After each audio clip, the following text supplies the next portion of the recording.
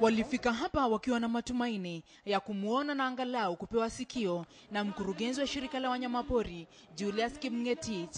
Ni mkutano ambao wamekuwa wakiusubiri kwa muda na hatimaye wakafanikiwa kukutana naye. Lengo likiwa kujadili mbinu za kutilia kikomo mzozo ambao umekuwa ukishuhudiwa baina ya binadamu na wanyamapori. Ni mkutano uliopewa umuhimu mkubwa. Hakuna yote aliyetaka kubaki nyuma. Wazee kwa vijana wakapiga guu hadi katika eneo la mkutano, japo kwa masharti kwamba iwapo shirika hilo halitochukulia kwa umakini na kutimiza matakwa yao, watakatiza uhusiano baina yao na shirika hilo. Tumekataa kukaa ama kushikana ama tukae pamoja na watu wa KWS.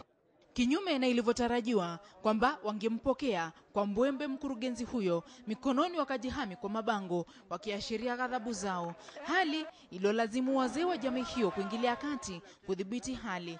Walipotulia masharti wakaweka mezani. Kwanza wakataka makubaliano na shirika hilo kwamba watapewa fidia kila wakati mifugo wao wanaposhambuliwa na wanyamapori, na pili kupata faida kupitia mapato ya mbuga ya wanyama ya Amboseli. Msimamo wetu ni moja.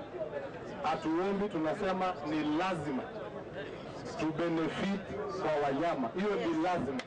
We might be poor, we might be illiterate, but Amboseli really belongs to them.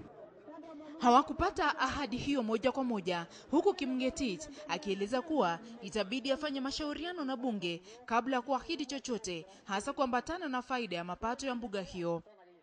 Na nitaongea na wale ambao wanaweza hiyo jambo, alafu tuimalize hii maneno.